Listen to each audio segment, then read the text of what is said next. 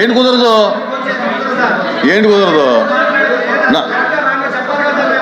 మీకు ఏదైనా మీకు ఏదైనా క్లారిఫికేషన్ ఉంటే అడగండి. మంత్రి గారు చెప్పింది నో డిస్కషన్.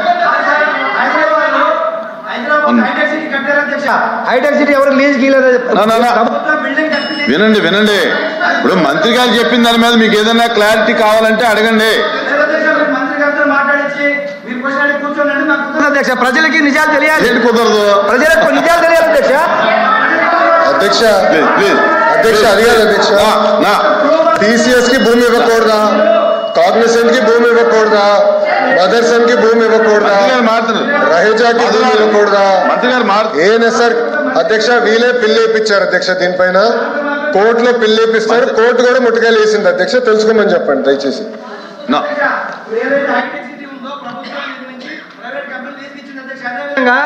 ఇప్పుడు అధ్యక్ష మేము మేము తీసుకొచ్చిన డేటా సెంటర్ ని వాళ్ళు కూడా దాన్ని ఇది డిస్కషన్ కాదండి. చూడండి క్వశ్చన్ వేరు ఇది వేరు. Please conclude. Question number 14237 minister for Durgesh గారు.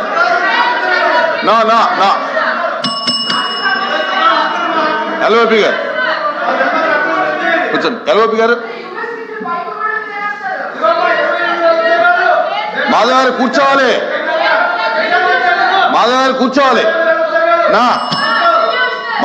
ఎల్ఓపి గారు అధ్యక్ష బాబు మాధవ్ గారు అరే వాట్ ఈస్ దిస్?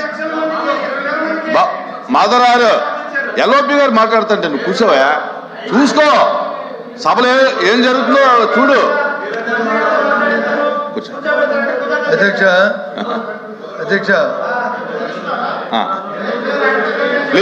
ప్లీజ్ ప్రభుత్వం ప్లీజ్ అమ్మా ఓకే ప్లీజ్. ఏంటమ్మా ఏంటిది? మాధవరారు కూర్చో. మాధవరారు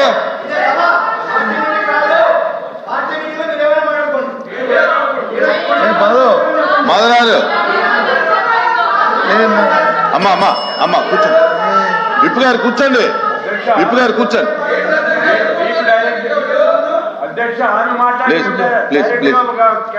అధ్యక్ష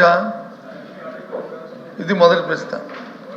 ప్రభుత్వం వచ్చి ఏదో వారికున్న టెక్నికల్లో లేకపోతే వారికున్న బిజినెస్ కారణాల వల్ల 8వ ప్రశ్న మొదటి ప్రశ్నగా తీసుకొచ్చారు. మన సాంప్రదాయం ప్రకారం మొదటి ప్రశ్నకి సభ్యుడు ఎవరైతే చేశారో వాళ్ళు, సెకండ్ సెక్రటరీ వాళ్ళందరూ అడిగిన తర్వాత అప్పుడు మీరు తీస్తారు.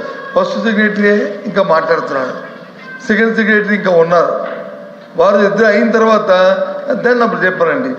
ఇంకా సబ్జెక్ట్లోకి పోతే మంత్రి గారు చెప్పారు ఏమని, రియల్ ఎస్టేట్ కంపెనీ కూడా 99 పైసలకి ఇచ్చుకోవచ్చు ఇస్తున్నామని చెప్పారు. మా సభ్యుడు వచ్చి అది రియల్ ఎస్టేట్ కంపెనీ ఏ రకంగా ఇస్తారని చెప్పి అడుగుతున్నాడు. దానికి వచ్చి మరి మీరు సెకండ్ క్వశ్చన్కి వెళ్ళిపోతుంది, అది ధర్మం కాదు కదా అధ్యక్ష. ఇప్పుడు క్వశ్చన్ కి రిలేటెడ్ గా అడగాలి తప్ప మొత్తం పరిశ్రమలు రాష్ట్రంలో జరుగుతున్నటువంటి వ్యవస్థ గురించి మాట్లాడితే అది కరెక్ట్ కాదు కదా. నేను వ్యవస్థ గురించి రిలేటెడ్ అడగమనండి. ఎల్ఓపి గారు క్వశ్చన్ కి రిలేటెడ్ అడగమనండి. దీంట్లో 3 క్వశ్చన్లు అడిగారు. ఆ 3 క్వశ్చన్లకి మంత్రి గారు సూటిగా సమాధానం చెప్పారు. దాని మీద ఏదైనా డౌట్ ఉంటే క్లారిఫికేషన్ కావాలంటే అడగమనండి. అంతే తప్ప టోటల్ ఇండస్ట్రియల్ పాలసీ మీద అవన్నీ జరగాలంటే దాన్ని షార్ట్ డిస్కషన్ పెట్టాలి తప్ప దీంట్లో ఎలాగొస్తాయి అన్నీ. దయచేసి మన మంత్రి గారు కూడా మన మినిస్టర్ గారు కూడా మధ్యలో ఇంటర్వ్యూ అయ్యారు. ఆయన కూడా చెప్పారు దాని మీద ఎవరి అభిప్రాయాలు వరకు ఉన్నాయి.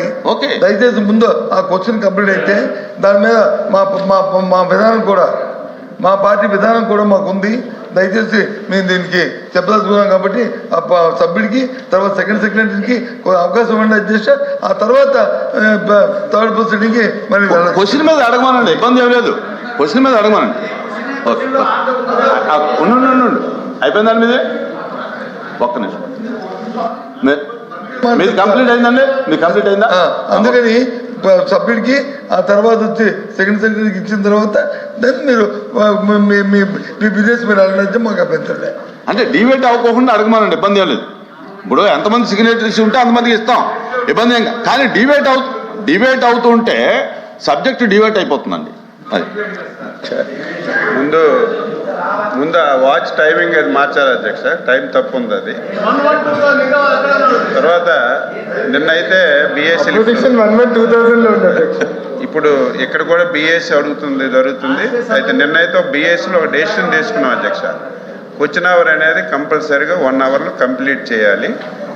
1 అవర్ తర్వాత డిముట్టిబుల్ ఆన్సర్ అని చెప్పి ఒక నిర్ణయం తీసుకుని అన్నప్పుడు అన్ని క్వశ్చన్స్ రావాలి అధ్యక్ష. అందరికీ క్వశ్చన్ డిస్కస్ రావాలని వచ్చినప్పుడు మీకు అడగొద్దని అనడం లేదు.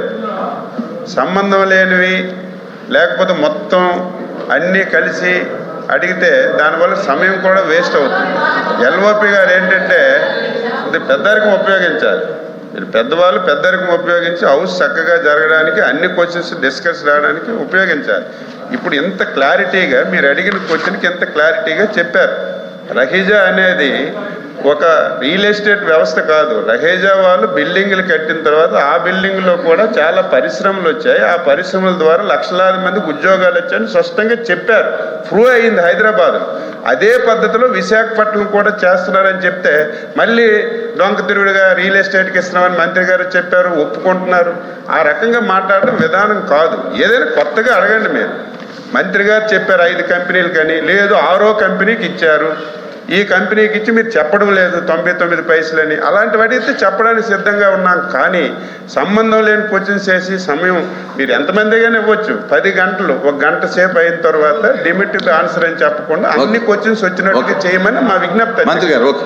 మాధవ్ గారు సూట్గా మీ డౌట్ ఏమైనా ఉంటే క్లారిటీ కావాలంటే అడగండి. ఆన్సర్లో 4 ఆన్సర్ సార్. 4 సార్ మీరు చూడండి. జిఓఎంఎస్ నెంబర్ 56 ప్రకారం విశాఖపట్నంలో Raheja corps real estate private limited hill number 3 మధురవాడలో 27.1 ఎకరా 99 పైసలకి ఎలా ఇస్తారని అడుగుతున్నా సార్. రియల్ ఎస్టేట్ సంస్థకి వాళ్ళు అడిగింది మేము అదే. కానీ ఈ 99 పైసలు పెట్టుకొని మీరు ఉద్యోగాల పేరుతోటి డేటా సెంటర్ వచ్చింది. ఇప్పుడు మీరు ఏం చెప్పారు, బెంగళూరులో వచ్చింది, హైదరాబాద్లో వచ్చింది. మీరు మాట్లాడితే నేను మాట్లాడాల్సి వచ్చింది. మీరు ఏదైతే చెప్పారో డేటా సెంటర్ తీసుకొచ్చారు, మేము తీసుకొచ్చి మీరు కంటిన్యూ చేశారు. మేము అప్రిషియేట్ చేస్తున్నాం మిమ్మల్ని కూడా, కాదనట్లేదు. కానీ అధ్యక్ష గూగుల్ ఆల్ఫాబెట్ కంపెనీ అధ్యక్ష 24 లక్షల స్క్వేర్ ఫీట్ ఆఫీస్ స్పేస్ రెంట్కి తీసుకొని 22,000 సీటింగ్ కెపాసిటీ తోటి అధ్యక్ష వారం క్రితమే అధ్యక్ష కర్ణాటకలో కంపెనీ పెట్టుకుంది. అదే విధంగా మనం ఎందుకు మూవ్ అవ్వలేదని అడుగుతున్నా అధ్యక్ష. మనమేమో భూములు ఇస్తున్నాం 99 పైసలకి, కానీ భూములు లేకుండానే ఉద్యోగాలు తెచ్చుకుని పక్క రాష్ట్రాలు ఆయన చెప్పారు తెలంగాణ కర్ణాటక గురించి మాట్లాడుతున్నారు. ఆంధ్ర గురించి మాట్లాడాలి, మేము ఆయన తెలంగాణ గురించి ఎందుకు మాట్లాడతాడు? ఆయన ఈ రకంగా ఉంటే కూర్చోండి.